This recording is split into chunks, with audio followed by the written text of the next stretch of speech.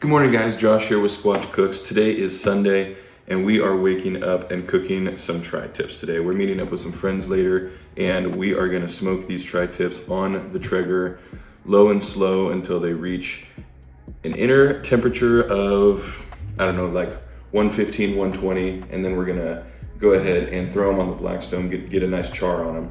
But before that, what we need to do is get these out of this package, get all this hard fat, silver skin, all that stuff off. So we're gonna go ahead and pop these out, start trimming them up, and then I'm gonna use, you'll see me using Meat Church seasonings quite a bit. Two reasons: I love Matt from Meat Church, and two, these taste incredible. So we're gonna do Meat Church's Holy Cow, which is basically an everything blend. Main spices in this are salt, garlic, and pepper, so an SPG. So it's really good for like a brisket. So we're gonna put that on both, and then on one of them, we're gonna do the Holy Voodoo, which is I'd say like a Mexican blend. It's more of a spicy seasoning. It's still, you know, it's got like sweet tones to it, but it gives a nice little kick towards the end. And then Hot Honey Hog.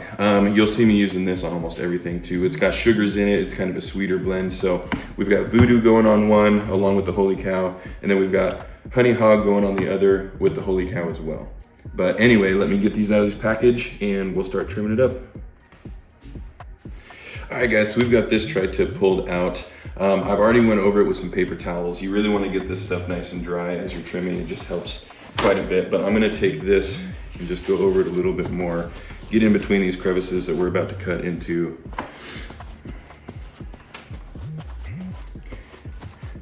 And I wanted to start with this tri-tip here over the other one. We're gonna trim up both of them, but I wanted to start with this one and show you guys all the fat content that it has on here. So when you're cooking something like a brisket, you wanna leave probably like a 1/4 inch of the fat. Sometimes those briskets can be pretty thick with it, so you gotta trim it up. This one's got quite a bit on this side, you can see here. So we're gonna try and trim this down to where there's only about a 1/4 inch left. I like to leave fat on there just so as it renders and cooks, the tallow can get into the meat and keep it nice and moist and soft. But along with that, on this one, we've got a lot of skin tags, things hanging off, like the end of this hard fat. You can feel the difference from a hard fat to like a softer. It just doesn't render, it doesn't cook well. It's not gonna be in there long enough for it to render properly. Along with that, silver skin, you can see how it kind of like sheens over the meat. Over here, you've got the redness and the paleness, but this silver skin, this has gotta go. So we're gonna go ahead and get all this trimmed up. All right, so what I'm gonna start with is shaping this. So just like a brisket, anytime you've got thicker points leading to a smaller point, the point's gonna cook quicker. And there's a lot of fat at the end of this that is not needed at this point. So we're gonna go ahead and find where the meat begins, and we're gonna trim there, just kind of round it off, make a nice even cut.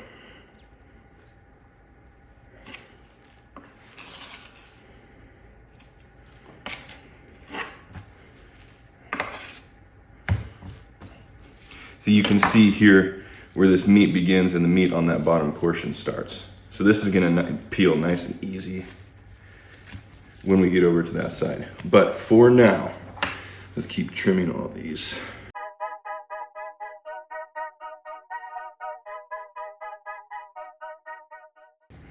All right, now with the silver skin, there really is no trick on getting this stuff off. You really just need to get under there and try and not take too much of the meat off.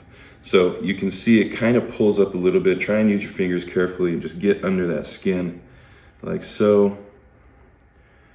Just follow it all the way down.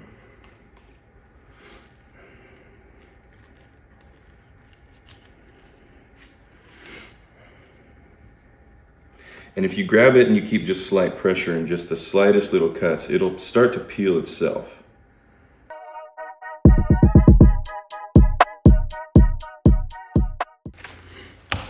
Again, small little point here, so we want to trim that up, kind of just get it proportioned and even.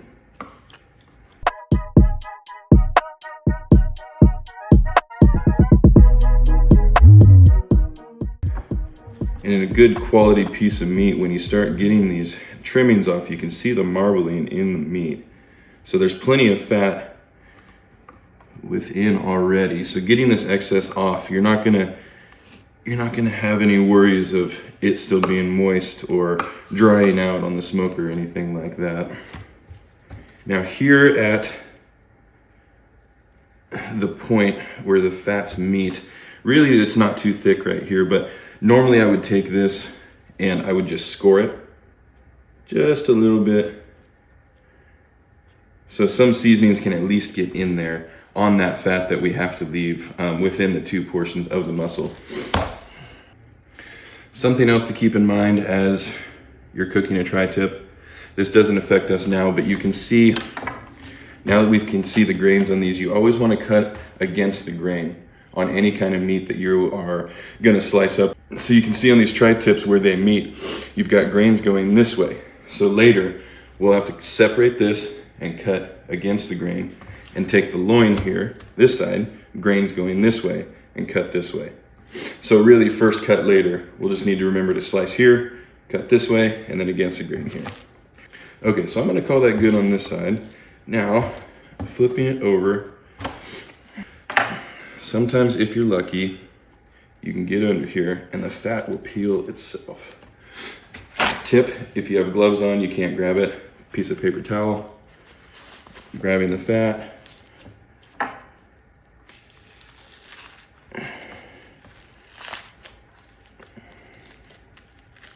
Let me grab another one.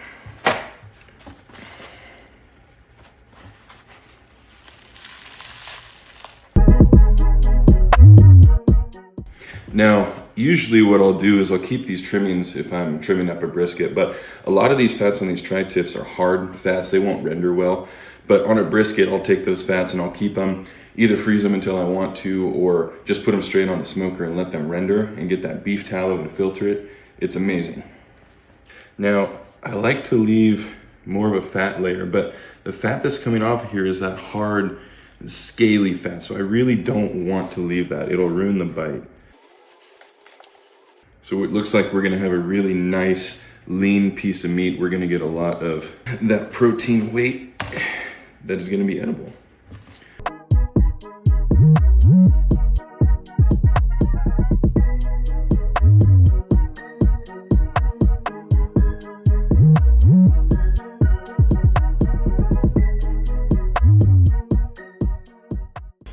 All right, guys, so I'm gonna call that good on this tri-tip. And we're left with a good 4 or 5 pound piece of meat. This is gonna be a good protein, nice and lean. But yeah, I'm gonna go ahead and trim up the other one and speed up the process for you. And then we'll get them seasoned up and put on the smoker. All right, guys, so at this point, these are both trimmed up. This is probably 4 or 5 pounds. This is probably 5 or 6 pounds worth of tri-tips. So what we're gonna do is we're gonna start with our holy cow seasoning. We're gonna go over both of these pretty liberally. With a meat, you know, this size, you can't really over season. I'm a big believer on seasoning meat and then adjusting later. You know, people can put some kind of sauces on it. We're gonna be making a chimichurri for these. So what we're gonna do real quick is season them up with holy cow and then go over each one with the different seasonings, sweet and a spicy one. So. All right, so now that these are both seasoned, we're gonna let them sit for probably 30 minutes to an hour and just let them kind of sweat out, let the seasoning pull some of that moisture out and tack itself to it. You know, with a brisket, you wanna use like a mustard or some kind of binder to bind the seasoning, but with this tri-tip, it's gonna pull enough moisture out with just applying the seasoning directly to the meat that it'll stick itself and hold on during the smoking process. But for now, we're just gonna let these sit and we're gonna let them sweat out. I'll go ahead and start the smoker, get it fired up to, I think I'm gonna do 225 because I wanna go really low and really slow today. Even at that temperature, these will still only take, you know, 5 to 6 hours to reach the temp that I want and get them to the point where we're ready to serve them. So I'll take you with me, get the Traeger started, get that rolling, and let's get to it. How about you sit? Sit. Sit.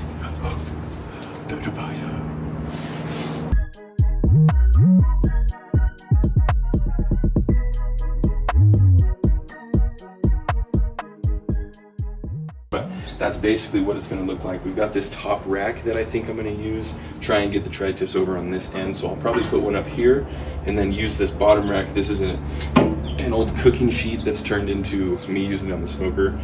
So I'll set this up real quick.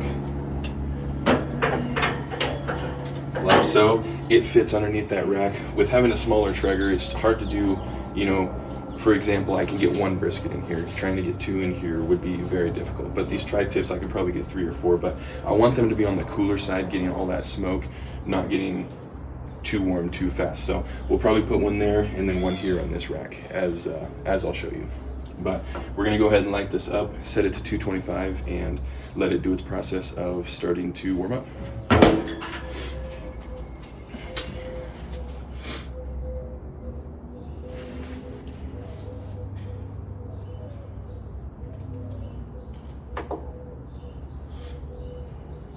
With these Traegers, you always want to prime the auger as well. So you click on menu and then there's an auger mode. Click that, prime auger.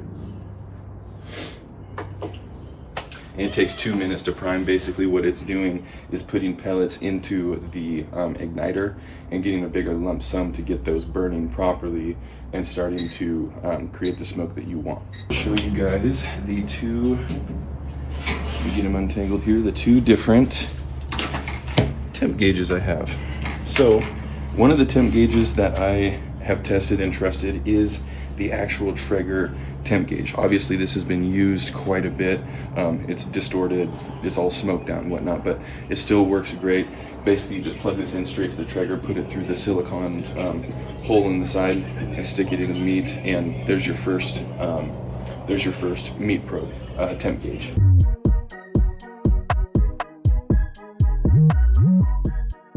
Okay, and then the other temp gauge that I like to use, awful dirty, just a cheap temp gauge, but it works really great. It's a ThermPro or Thermo Pro.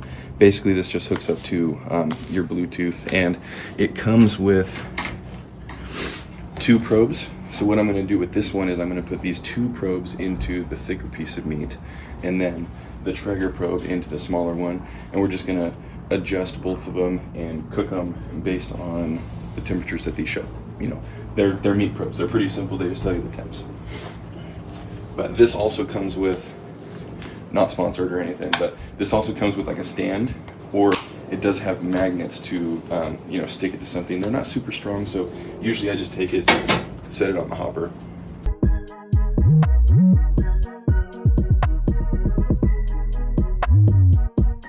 And the priming is done. It says priming complete on the screen. So now what we'll do, we'll click done. We'll set our temperature to 225. Click ignite. And then once you click ignite, you hear that fan running, starting to get air circulating, and the pellets are going to ignite. You'll see that smoke coming out. I'll let you guys watch that process.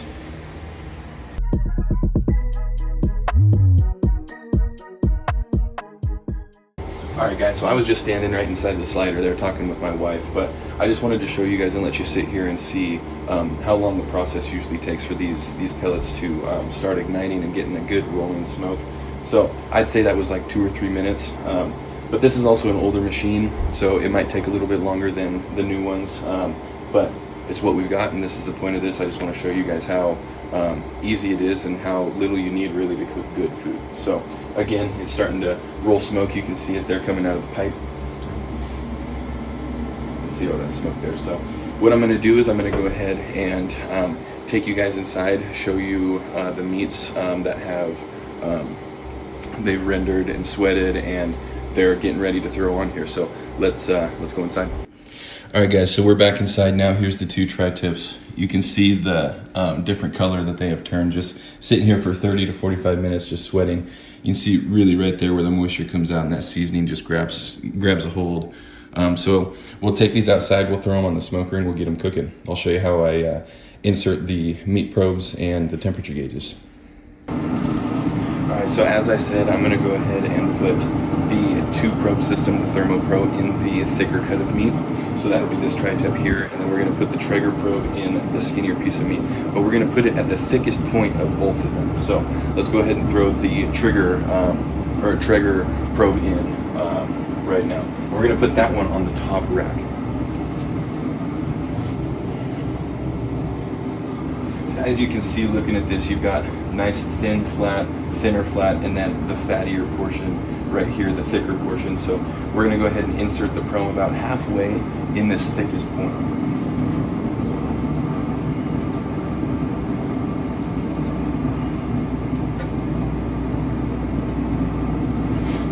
And then we just go ahead, toss that on the ground.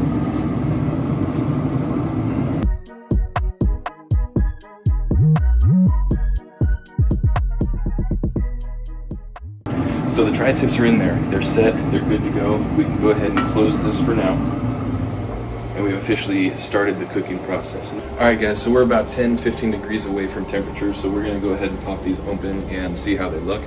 You don't need to do this with tri-tip, but I just like spritzing all the meat that I usually cook, especially beef. So we've got, believe it or not, this is an apple soda, and I've shaken it a little bit to get rid of some of the carbonation. So basically an apple juice, but the carbonation gets on the meat and the acidity from it and everything kind of like bites into the meat a little better or whatever. So that's why I like to use apple soda. So we're gonna go ahead and pop these open. Okay, so these are looking great. Look at that color. Nice mahogany on those. So we're gonna go ahead and spritz these.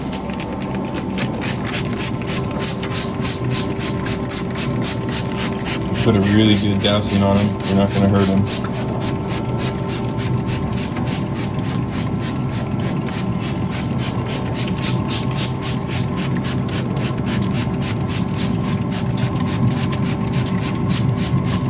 All right.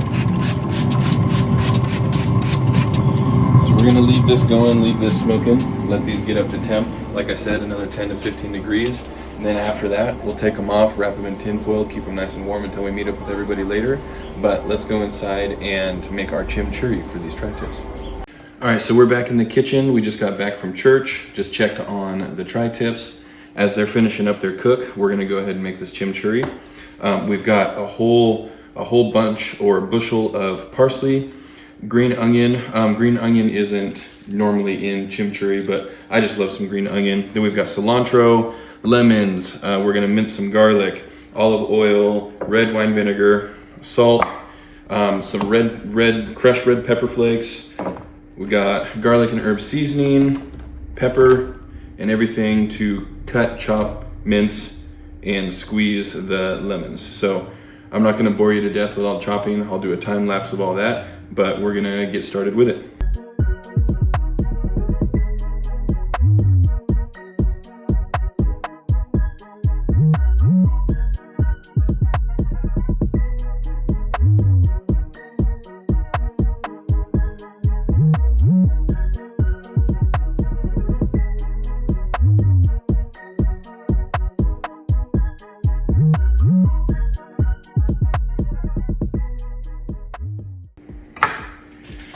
All right, now that we've got all our greens chopped up, our parsley, cilantro, green onion, what we're gonna do is add some of our liquid ingredients and the minced garlic.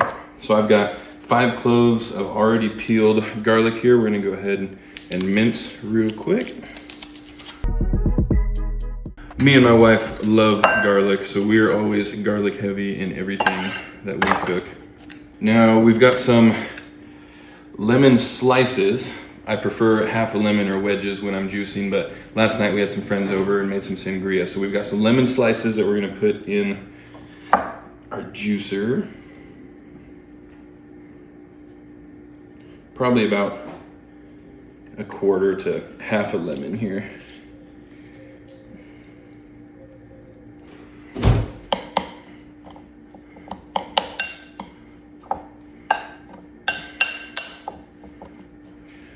Okay, now we're gonna put quite a bit more olive oil in than we will red wine vinegar, because you want those fats to mix with the veggies. About 2 to 3 tablespoons. Red wine vinegar, about a tablespoon. Let me pop this off.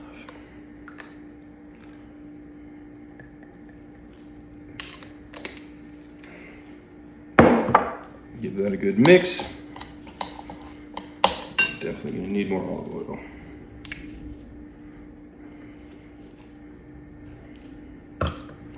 Okay, now we've got a little bit of salt, probably a teaspoon, black pepper, about a teaspoon as well. Crushed red pepper flake. I am very, very cautious with red pepper flake. I'm not a huge spice guy, so we're just gonna go in with a few flakes. Now again, garlic people, garlic and herb seasoning. Go in with about a teaspoon, maybe 2 teaspoons of that. Now we just mix it, see how much more olive oil we need. I like more of a runny chimichurri, so I'm gonna need some more olive oil. And there we go, there's a very basic chimichurri to go with your any kind of red meat, preferably beef, steak, anything like that to give you some kind of an acidic layer to the bite. It's gonna be fantastic.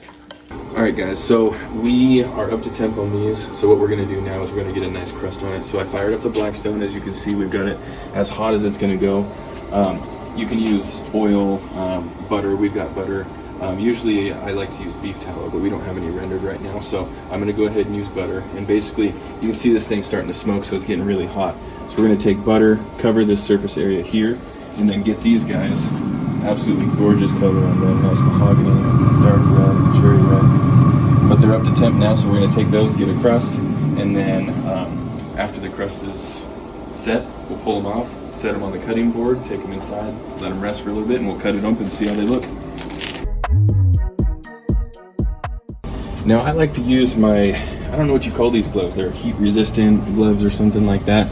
That way I don't risk, dropping it with a spatula or getting under it with some kind of metal and it slipping off. So I like to use these rubber heavy duty heat shielding gloves and just grab it with my bare hands.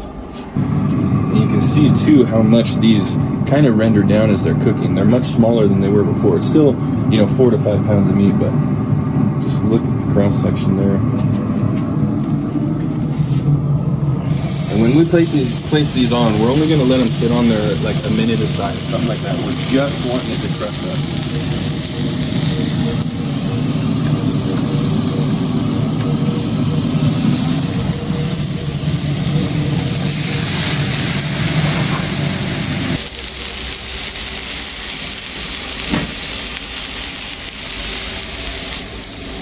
Alright guys, so it's been about a minute, so what we're going to do is we're going to get underneath. And sometimes the edges will stick, so I'll just run this along there. Doesn't look like this one's stuck, so we're gonna flip it over. See that crusty on there.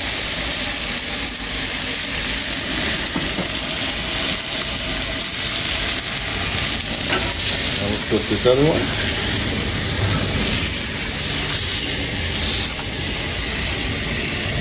And we'll just let them sit, let them ride for about a minute.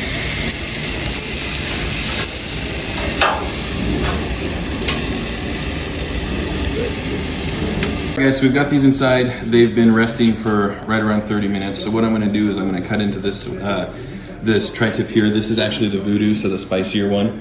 But we're going to cut into the thickest portion right about here and just see, how she looks. We were looking for kind of a medium rare, more on the rare side. So we're sitting at like 129, 130 degrees, something like that. So anyway, let's see what it looks like.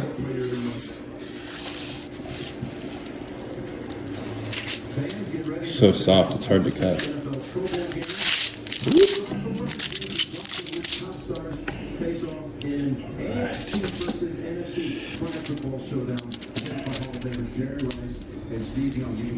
All right, so there's the cross section. Nice color on there. That looks like a pretty darn good medium rare to me.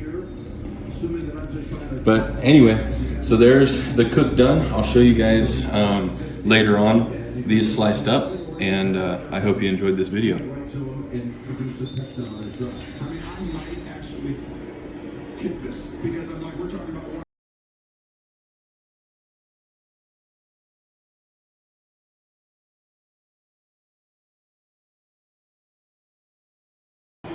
All right, coming back to you guys, I forgot, I wanted to show you this. My wife bought me this barbecue meat blanket.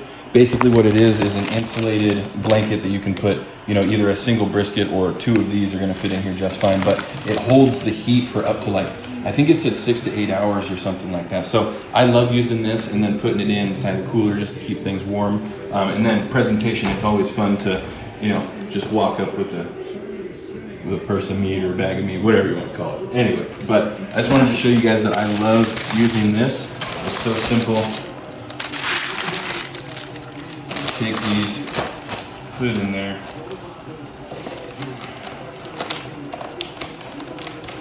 And if the zipper doesn't get stuck,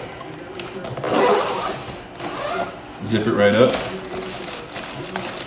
And you just let it sit. Put it in the cooler. It stays warm for up to 8 hours. It's awesome.